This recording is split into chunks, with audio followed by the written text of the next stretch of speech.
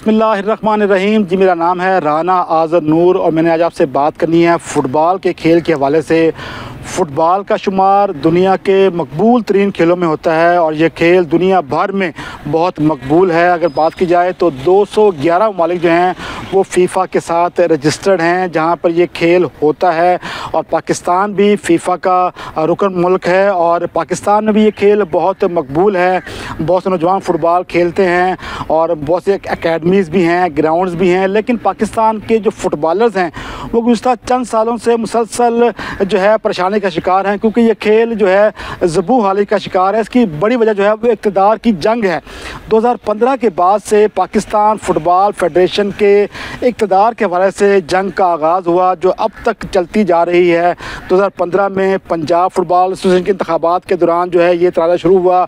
उसके बाद 2018 में जब इंतखाबात थे फेडरेशन के, वो इंतखाबात करवाए सुप्रीम कोर्ट ने, जबकि जो फ़ीफ़ा है वो थर्ड पार्टी नहीं मानती।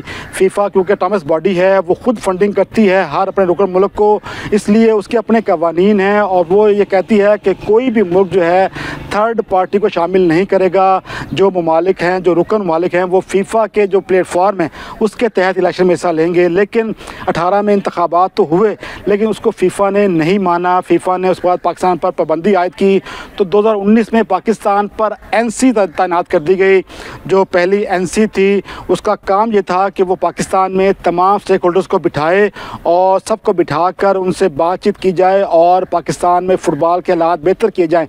लेकिन जो NC थी उनका काम था, जो उनका मैंडेट था, उन्होंने उसकी बजाय अपने मामला देखना शुरू किए, क्योंकि जो भी NC तैनात होती है वो फ़ीफ़ा की तनख्वाहदार होती है। फ़ीफ़ा हर NC के मेंबर को, चेयरमैन हो या रुकन हो या मेंबर हो, उन सबको माहाना तनख्वाहों के मद में लाखों रुपए देती है, दीगर मराद देती है। इसलिए जो NC मेंबरान थे उनको बड़ा सुनहरा दौर मिला। उन्होंने अपने पैसे कमाना चाहे तो उन्होंने बजाय इसके हालात बेहतर किए जाए, उन्होंने उसको आहिस्ता आहिस्ता जो है वो प्रलॉन्ग करते गए और ये वक्त आ चुका है कि अब तक NC तैनात है, लेकिन अब इलेक्शन होने को ज़रूर हैं और फुटबॉलर्स के लिए अच्छी खबर ज़रूर है कि पाकिस्तान फ़ुटबॉल फेडरेशन के इंतखाबात होने जा रहे हैं। लेकिन अगर बात की जाए पिछले 10 साल की, तो 10 साल के दौरान पाकिस्तान के जो फुटबॉलर्स थे वो शदीद मुश्किल का शिकार हुए, क्योंकि जो सबसे बड़ा इवेंट होता है फ़ुटबॉल के हवाले से, प्रीमियर फ़ुटबॉल लीग, वो नहीं हो सकी। ज़्यादातर सिर्फ 1 से 2 बार जो है इवेंट हुआ, क्योंकि इस प्रीमियर लीग में डिपार्टमेंट्स खेलते हैं, सूबे खेलते हैं, क्लब्स खेलते हैं, खिलाड़ियों को नौकरियां मिलती हैं, कोचेस को नौकरियां मिलती हैं। लेकिन जब प्रीमियर लीग नहीं होगी तो प्लेयर्स कहां जाएंगे, और इवेंट्स भी नहीं करवाए गए। अगर बात की जाए तो 2015 से कबल पाकिस्तान की जो रैंकिंग थी, अगर बात की जाए तो इस वक्त जो रैंकिंग है पाकिस्तान की वो 195 पर पाकिस्तान है रैंकिंग के हिसाब से, कि पाकिस्तान की रैंकिंग बहुत बुरी है। 1993 में पाकिस्तान की रैंकिंग 142 थी 1993 में, लेकिन 18-19 में पाकिस्तान की रैंकिंग थी 205 हो चुकी थी। जो पहला पीरियड था 19 जब 2-3 टेन्योर थे मखदूम फैसल हयात के, उस दौरान पाकिस्तान की रैंकिंग बहुत बेहतर रही, लेकिन उसके बाद से हालात बहुत ख़राब होना शुरू हुए। अगर बात की जाए तो उस दौर में पाकिस्तान में फ़ुटबॉल ने बहुत फ़रोग पाया। पाकिस्तान को फ़ीफ़ा ने बहुत से गोल प्रोजेक्ट्स दिए, जो फ़ीफ़ा हाउस अरिस्ता पार्क में ये बनाया गया, साथ साथ दीगर गोल प्रोजेक्ट्स भी दिए गए, मुख्तलिफ जो फंडिंग की गई ताकि टीमें पाकिस्तान की तैयार हो। पाकिस्तान ने अंडर 17, अंडर 15, अंडर 19 टूर्नामेंट्स खेले, मुख्तलिफ टीमें पाकिस्तान भी आती भी रहीं, लेकिन उसके बाद से हालात, इक़्तिदार की जंग जो थी उसने ख़राब करना शुरू किए और इसका सबसे बड़ा नुकसान जो है वो खिलाड़ियों को हुआ।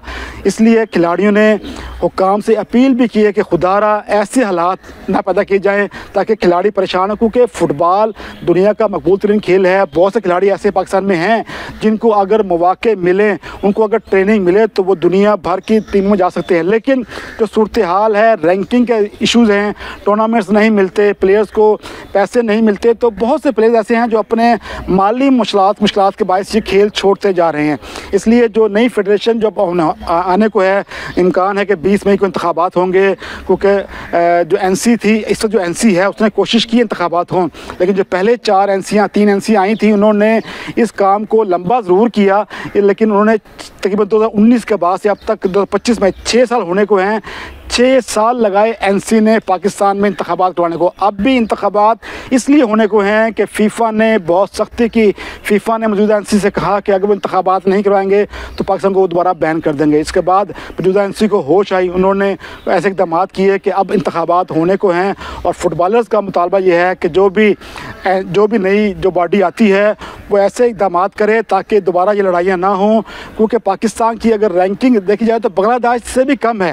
बांग्लादेश बाद में आज़ाद हुआ लेकिन उसकी रैंकिंग पाकिस्तान से बेहतर है। अगर रैंकिंग की बात की जाए तो पाकिस्तान की जो लेटेस्ट रैंकिंग है जो फीफा ने जारी की 3 अप्रैल 2025 को, उसमें पाकिस्तान का नंबर 198 है और उस हिसाब से अगर देखा जाए तो पाकिस्तान की रैंकिंग बहुत बुरी इस वक्त है।